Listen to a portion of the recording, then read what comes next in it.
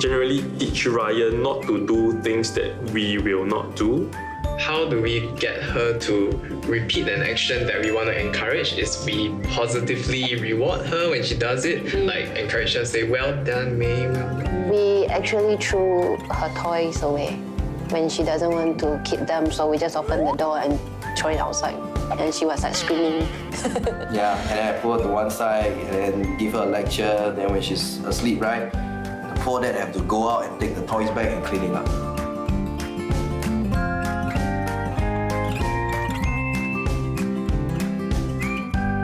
Don't be afraid of the cane.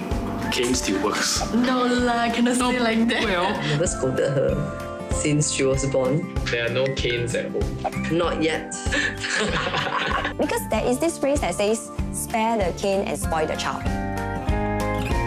You need to set clear, defined limits for a child.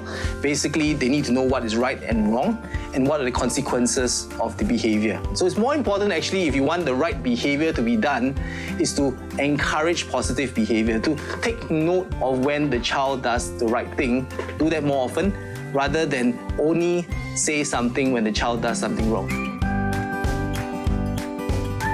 honestly speaking, I feel I spend enough time with the children. I mean, I'm home usually 6 o'clock every night. He's a good daddy. Put them to have dinner with them and put them to bed. Definitely, I feel there's a lack of time, but it's not so easy in Singapore. Desiree really likes Daddy a lot because when he's back, he will dedicate his time to us. Desiree still wants Daddy as much as Mommy. I run my own image consultancy company, so there is still a bit of flexibility of time there. That gives me a bit of advantage in that sense. Very often we come home and we say, I'm so tired. I don't have time, or I'm still wired to work, because the problem with the technological age nowadays, everybody's on their handphones, emails to answer. So it's important to actually carve out time to spend with your kids. Be present when you spend time with your children, finding out about their lives, what's happening with their friends. Take interest in the activities they do.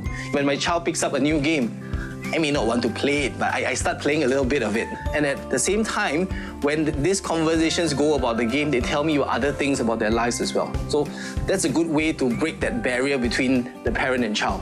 So both working parents doesn't affect the child, provided parents still take time to spend with their kids, to engage their children at their level. Because if the conversation of topics only goes around school, how was your exam scores, children get very frustrated and they start to clam up and they don't want to talk to you even when you want to. I don't believe in the good parent, bad parent sort of thing. Both should be just as loving. The child should feel comfortable to tell the secrets and innermost fears to both parents. Different.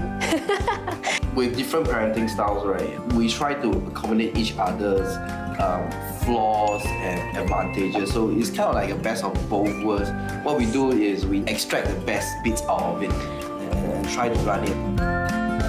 Parenting styles, as far as I'm concerned, should be as consistent as possible, well, within the parent and of course with both the parents. Children are smart, right? You say you got one strict parent, you got one more lenient parent. What any child will automatically do is something we call splitting. I will always ask the nice parent, and the nice one will say, yes, of course you can. The child doesn't learn proper boundaries. We all have slight disagreements about how to bring out the child. But when we have a disagreement in terms of style, what we should do is talk about it behind closed doors first, right? And find a point where we can both meet.